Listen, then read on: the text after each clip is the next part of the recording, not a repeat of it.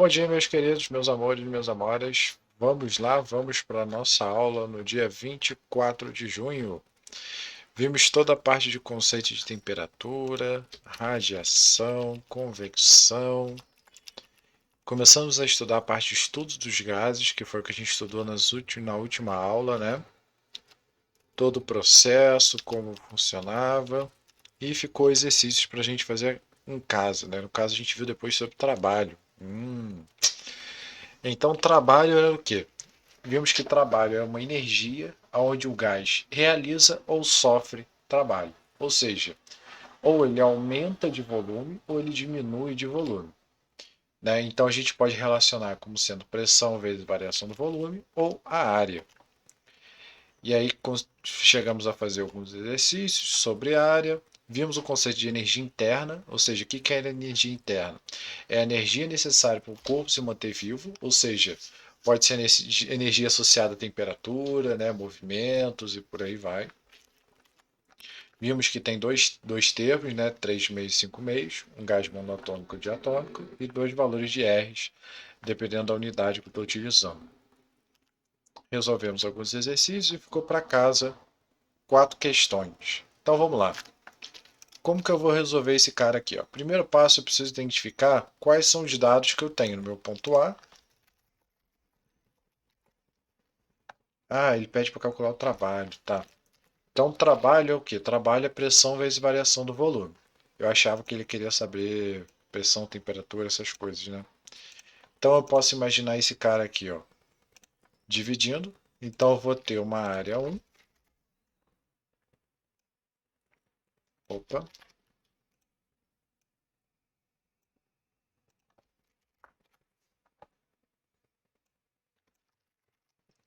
E uma área 2. Show de bola. Então, qual vai ser o trabalho? O trabalho vai ser a soma dessas duas áreas. Então, já que praticamente é a mesma coisa, eu vou copiar aqui os textos. Então, o trabalho vai ser a soma da área 1 e área 2. A área 1 ele é um triângulo, então ele vai ter como base 2. Se ele vai de 1 para 2, então minha base é de 2 menos 1. E a altura de 6 para 3, né? 6 menos 3, 10 elevado a 5. Então aqui vai dar 1 vezes 3. Então isso aqui vai dar 1,5. Então achei o primeiro, o outro é um retângulo. Então vai ser 2 menos 1. E a altura é 3. 3 menos 0. Então aqui vai dar a mesma coisa que 1 vezes 3, 3. Então somando vou ter 1,5 mais 3. Então aqui vai dar 4,5. Então, tudo bem? Bem tranquilinho, né? É só calcular a área desse cara. Próxima questão ele fala ali, ó. Um gás sofre uma transformação isobárica sob pressão de 1000 Newton por metro quadrado. Determine o trabalho realizado pelo gás quando o volume passa de 8.000 para 3.000.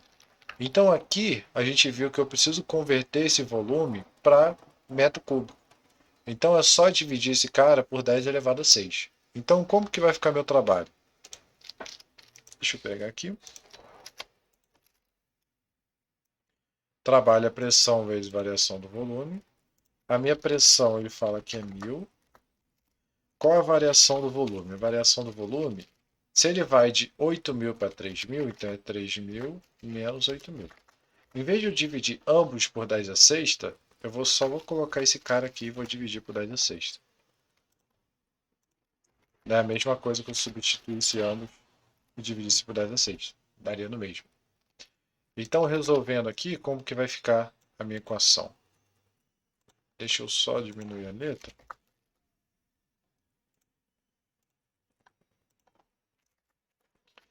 Então, eu vou ter aqui menos 5.000. Ou seja, significa que o gás está sofrendo o trabalho. Tudo bem? E aí eu vou ter aqui, ó, 1, 2, 3, 4, 5, 6. Então, isso aqui é a mesma coisa que menos 5.000 vezes 10 elevado a sexta.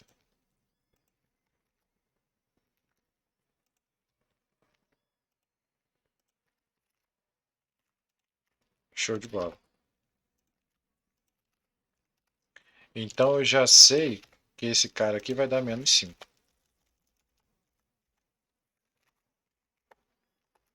Ou seja, ele vai gastar menos 5 joules, ou seja, vai sofrer menos 5 joules, né, de energia para poder fazer com que ele diminua esse volume.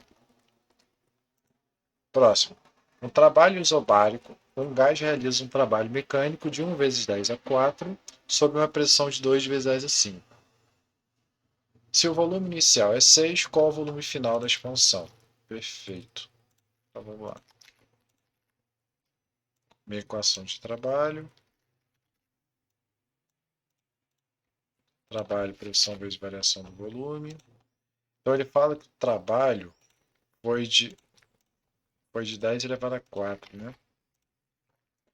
1 vezes 10 elevado a 4. Aí ele fala que foi sob uma pressão de 2 vezes 10 elevado a 5 vezes a variação do volume. Então vamos calcular primeiro essa variação, que aí depois a gente calcula esse volume final. Ele já disse ali, repara que ele já deu uma dica dizendo que foi uma expansão. Tudo bem? Então a gente já sabe que o volume aumentou.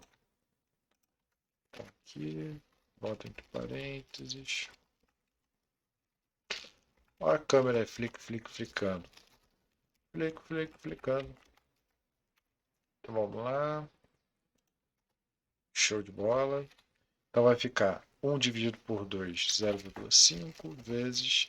E aí eu tenho aqui, ó, 4 dividido por 5, então é a mesma coisa que 4 menos 5, ou seja, menos 1.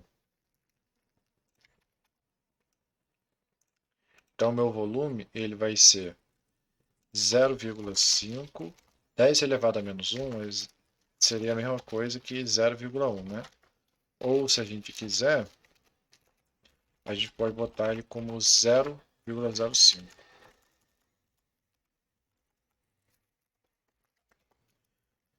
metros cúbicos. Acho que não estava tão difícil, né? Então, como houve uma expansão, o volume aumentou. Então, volume final menos volume inicial é igual a isso aqui.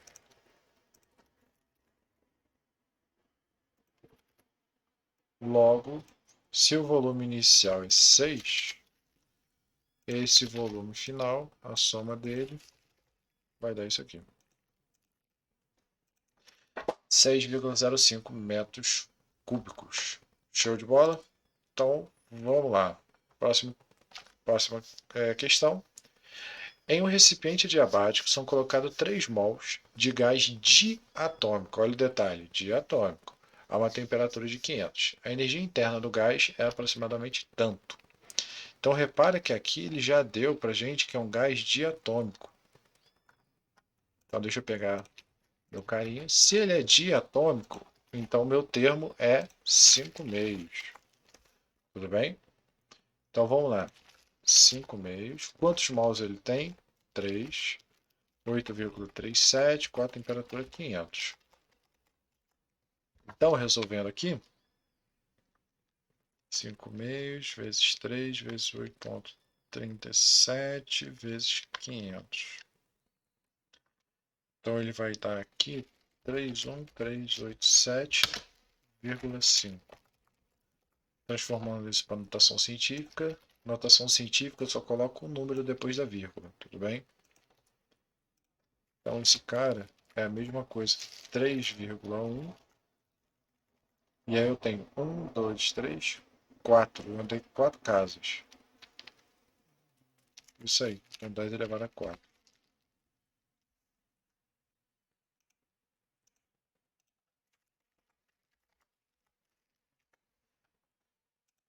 Estranho. Não tem nenhum resultado. Ah, mas é 10 elevado a 4. Então mudei aqui para 4.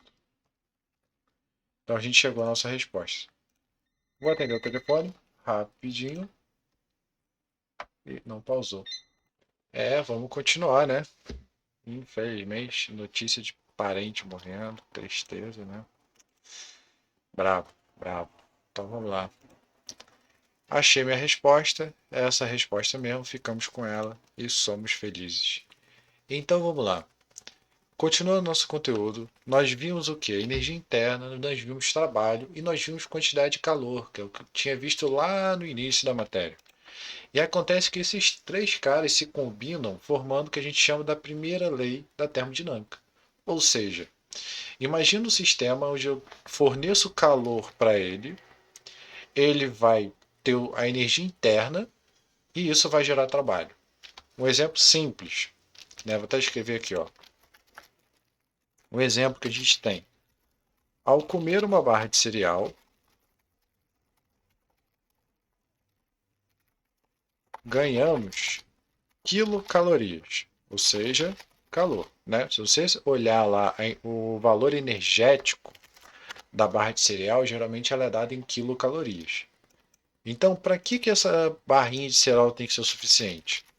A barra, ela tem energia suficiente para você se manter vivo, ou seja, o seu corpo funcionar, né, para tudo se manter, e tem energia para você realizar sua atividade física, ou seja, correr, estudar e tudo mais. Então, o calor que você está recebendo, né, dessa barrinha, ela é suficiente para você se manter vivo, ou seja, para você se manter vivo, a gente está falando de energia interna. E, no caso, para você realizar suas atividades físicas, a gente está falando de trabalho. Então, eu posso dizer que a quantidade de calor é igual ao trabalho, mais a variação da energia interna, que é o quanto eu recebi a partir dali. Existem algumas classificações, né? Algumas considerações que eu posso ter nessa transformação. Vimos algumas, lembra quando a gente estudou a parte de gases? Então, eu posso ter uma transformação isotérmica. O que eu vou ter nisso? A energia interna depende da temperatura. Então, eu vou ter que esse cara vai ser zero. Isovolumétrica depende do volume. Quem lida com volume é o trabalho. Adiabática é um sistema que não troca calor com o meio externo. Vou até escrever aqui, ó.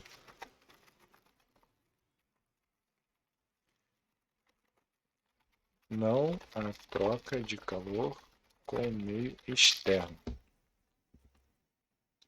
Tudo bem? Então, um sistema adiabático é um sistema que não troca calor com o meio externo.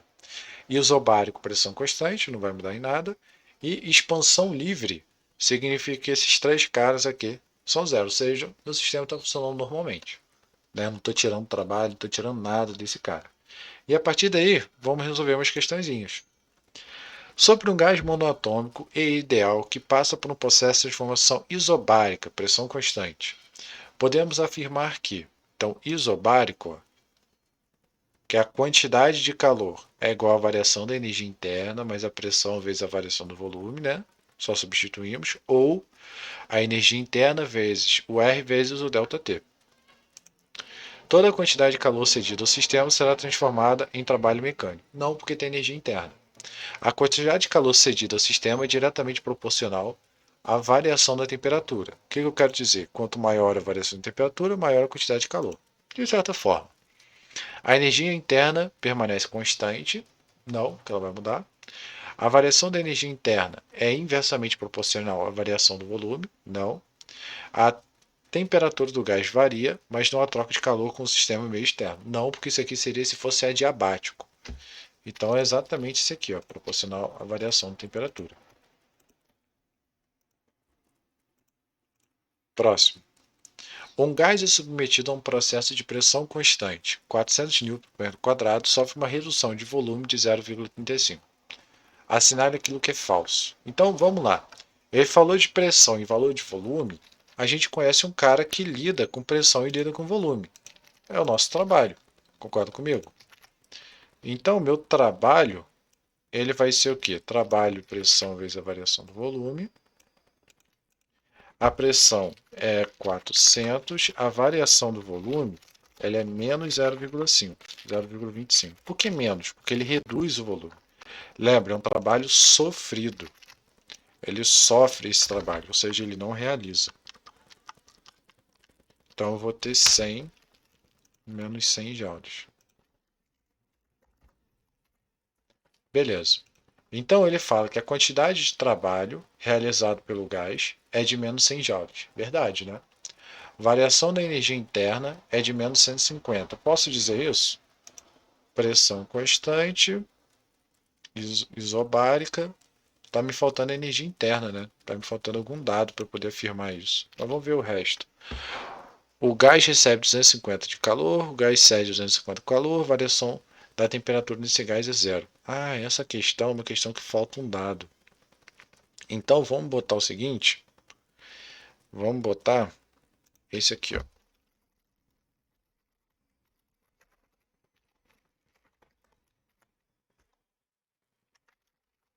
Então eu vou dizer que o corpo ele ganha 250 joules de calor.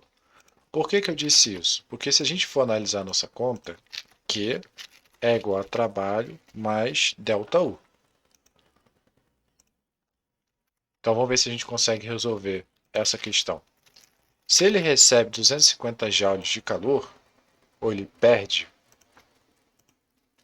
eu quero que a variação seja negativa, então ele tem que ceder, então ele cede. Tá. Então se ele perde 500 joules de calor, eu vou ter que esse cara é menos 250, o trabalho ele é menos 100, quando passa esse cara para o outro lado, eu vou ter aqui que vai subtrair, então vai ficar menos 150. Né? Acabou faltando aquele dado ali. Então, o que eu estou querendo dizer? Se ele cede calor, o calor é negativo, está saindo. Então, ele vai perder 250. O trabalho, ele também perde. Então, se eu jogar na minha fórmula, eu tenho que minha energia interna é menos 150. Ó. Então, esse cara está certo. Ele recebe calor? Não. O gás cede calor? Sim. Variação da temperatura desse gás é negativa. Verdade. Por que negativo? Porque a temperatura está diminuindo. Como que eu sei que a temperatura diminui? O único cara que lida com a temperatura é ΔU. Né, lembra? ΔU é 3 meios de NR ΔT. R é constante, N é uma constante, então sobra o ΔT. Então, a resposta é exatamente essa. Próximo. Em uma transformação isobárica, a pressão de um gás é constante e a sua energia interna aumenta se a diferença entre... Então, ele está querendo que sua energia interna aumente. A energia interna aumenta se a quantidade de calor aumenta ou se o trabalho diminui. Então, interna aumenta se a diferença entre calor e trabalho for positiva. Isso aí, entre calor e trabalho for positivo. Então, letra E. Né? Trabalho e calor seria o contrário. Então, primeiro o calor, depois o trabalho. Letra E. Próximo. Certo gás monatômico e ideal sofre uma transformação termodinâmica, no qual seu volume permanece constante. O que significa que o volume permanece constante? Isovolumétrico, trabalho igual a zero. Então, já vou botar até aqui, ó, zero. Assinale a alternativa. Durante o processo, o gás cede 4 calorias para o meio externo. Então, se ele cede calor, então a quantidade de calorias é negativa. Então, o que é negativo?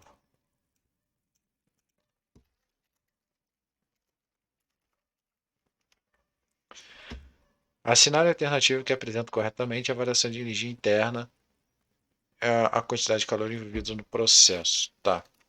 Então, vamos lá. A fórmula que eu tenho é essa aqui, ó, que quantidade de calor é igual ao trabalho mais a variação de energia interna. Então, o que eu consigo extrair disso aqui? Eu tive um processo isovolumétrico, onde meu trabalho é zero, e a quantidade de calor foi cedida. Então, aqui é menos 4. Então, o que eu consigo obter da minha energia interna? Consigo obter que minha energia interna ela vai ser também menos 4.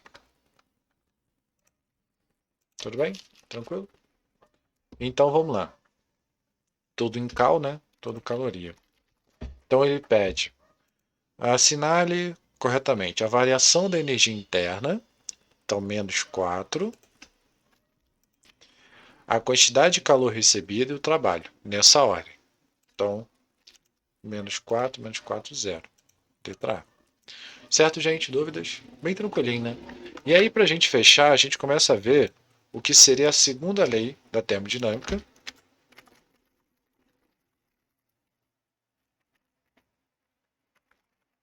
que é exatamente o conceito de máquinas térmicas. Ou seja, o que eu tenho no conceito de máquinas térmicas? Imagina que eu tenho uma fonte muito quente e aí eu faço essa fonte passar por um sistema, né? E aí eu retiro parte dessa energia. Quando eu retiro parte dessa energia, eu vou ter o meu trabalho. Então a fonte quente ela tem que ter energia suficiente para o meu trabalho e para a minha fonte fria. Em resumo, eu tenho essa relação aqui, ó, fonte quente. Repara que o meu sistema já não é mais adiabático, né? Porque eu tenho troca com o meu sistema. E o interessante é que eu sempre vou precisar da minha fonte fria, sempre. Não tem como eu pegar toda a energia quente e transportar ela. Pensa como se eu tivesse, por exemplo, uma festa, né? Um ônibus. Eu tenho um monte de gente e aí o que acontece? Essas pessoas querem entrar no ônibus. Então o ônibus está vazio. Então o que vai acontecer? Eu tenho uma fonte quente, que são as pessoas, e o ônibus que está vazio. Conforme as pessoas vão passando para a catraca vai girando. Isso vai me gerando trabalho. Só que vai chegar um momento que vai ter tanta gente no ônibus que não vai valer a pena. Você vai pegar o ônibus, você não vai pegar esse ônibus, você vai pegar outro. Então vai chegar um momento que a catraca ela vai parar de rodar. Então, para que eu tenha o movimento dessa catraca, eu preciso ter uma circulação de pessoas, ou seja, eu preciso ter uma diferença de temperaturas, uma diferença de calor. Eu preciso da minha fonte quente, eu preciso da minha fonte fria, ela não pode ser igual, porque eu tenho que ter um fluxo. Lembra? Calor é um fluxo, né? Uma energia em movimento. Então, esse caso me resulta num rendimento. O que é o rendimento? É o quanto de energia eu consigo aproveitar. Ou seja, dessa energia que tem ali das pessoas, quanto de energia eu estou tirando ali na minha roleta girando. Então, se a gente for pensar um carro, por exemplo, todo o combustível do carro geralmente tem um rendimento de 30%, 40%, 45% no máximo. Né? Uma turbina de avião costuma ter um rendimento de 60%, 65%. E como que a gente relaciona isso? Eu pego a energia que eu estou usando, dividindo pela minha energia que é fornecida. Fazendo lá Q1 mais Q2 igual a W, né? Ou melhor, Q1 é igual a Q2 mais W, eu tenho essa relação aqui também, ó. 1 menos Q2 só Q1. Então, como que vai ficar? Só para a gente ter uma ideia. Uma máquina térmica recebe 500 joules de calor de uma fonte quente a cada ciclo. Se a máquina dissipa, ou seja, ela perde, ela joga fora 350 joules, qual é o rendimento? Então pensa comigo aqui, ó, tenho minha fórmula, que é exatamente essa. Então eu tenho 500 joules e eu estou jogando fora 350, certo? Então eu tenho 500 joules e eu estou jogando fora 350. Q1 é a fonte quente, Q2 é a fonte fria, tudo bem? Quanto que vai dar isso aqui? Ó? Se eu fizer 35 dividido por 500, isso me dá 0,07. Ah, não, 0,7. Ou seja, dessa energia toda, eu só aproveito os 30%. Em outras palavras, do 500, eu aproveito quanto? 500 menos 350, 150. Né? Então, eu estou aproveitando apenas 150 de energia. Ou seja, 30% desse cara. Certo? Então aqui outra questãozinha para a gente resolver. Já está mais ou menos resolvida, mas a gente resolve. Ah, isso aqui é referente a ciclo de Carnot. O que é o ciclo de Carnot? Imagina que eu tenho uma máquina e essa máquina opera na melhor das condições. Cara, eu tenho um motor e o motor tá zero bala, ele tá todo lubrificado, as peças novas, tudo tipo, tá supra-sumo do supra-sumo. Tá na melhor condição possível. Então eu vou ter o quê? Vou ter um ciclo de Carnot, que é onde ele vai funcionar sem perda de energia. Então eu posso utilizar a mesma relação, só que em vez de relacionar com quantidade de calor, eu relaciono com temperatura. O que é um ciclo de Carnot? Ele é um sistema ideal. O que é um sistema ideal? O sistema ideal é um sistema que não existe, está na nossa ideia.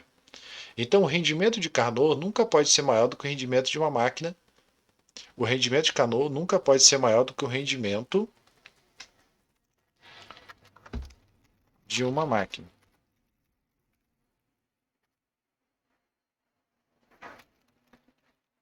Isso porque o rendimento ideal, né,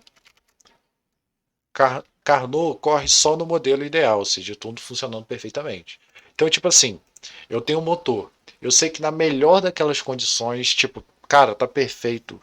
O carro tá funcionando, tá no asfalto liso, temperatura ideal, sabe? Não tem nada na frente, tudo liso, tudo perfeito. Ele vai ter um rendimento de 35%. No máximo, ele vai ter 35%. Ele pode ser maior que isso? Não. Então, ele, na estrada, na cidade, vai fazer 30, 25, 20, né? Vai depender do meu sistema. Então, aqui a gente tem um exemplo de uma questão. Uma máquina que opera com o ciclo, opera segundo o ciclo de Carnot, tem uma temperatura de uma fonte fria de 600, fonte quente e fria de 600 e 400. Essa máquina dissipa 800 joules de calor pela fonte de menor temperatura do ciclo. Calcule a quantidade de calor absorvida. Então, ele diz o quê? Que ele está jogando fora 800 joules. Então, repara, eu sei que minha máquina ela vai ter T2 sobre T1. T2 é a menor temperatura, que é a temperatura fria. T1 é a temperatura quente. Lembra que a temperatura tem que estar em Kelvin, tá? Então, se eu for resolver isso, eu vou ter que minha máquina tenha um rendimento de 30%. Tudo bem? Então, o que acontece? Como eu sei que ele está jogando fora, um minutinho. Então, o que acontece? Calculei o rendimento, como ele fala que a máquina funciona a um ciclo de Carnot, então o rendimento que eu utilizei para calcular pela temperatura, eu vou relacionar e vou calcular pela outra fórmula. Então, como ele fala que dissipa 800 joules de calor, então ele está jogando fora esses 800 joules, né? Ele está desperdiçando. Então, eu sei que esse cara é 1/3.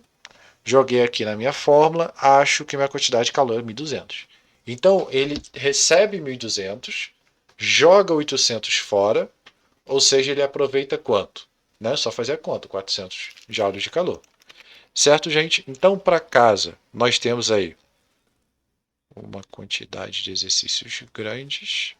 Eu vou fazer mais um aqui, só para a gente ter ideia, que aí eu deixo 4 questões. Ó, essa questãozinha tranquilinha, essa questão também é tranquila.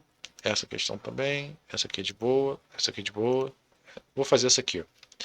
O motor de Carnot, cujo reservatório abaixo temperatura está a 7 graus, representa um rendimento de 30%.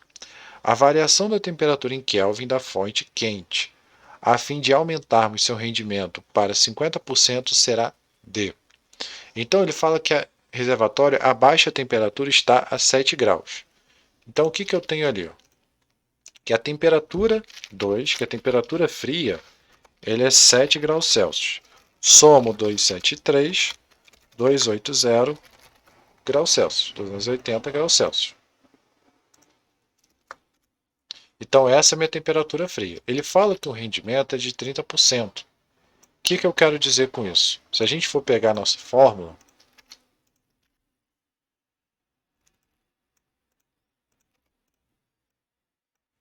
um menos T2, e aí o que eu vou fazer? Vou manipular ela aqui. Eu vou ter, meu rendimento é 30%, então ele é 0,3. Tudo bem? 30%. Meu T2 vale quanto? Vale 280. Certo? Então vou calcular o meu T1.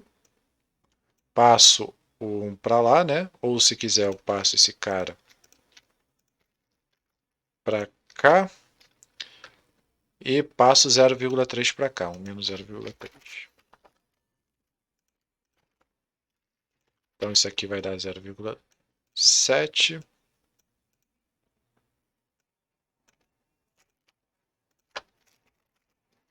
Multiplico cruzado.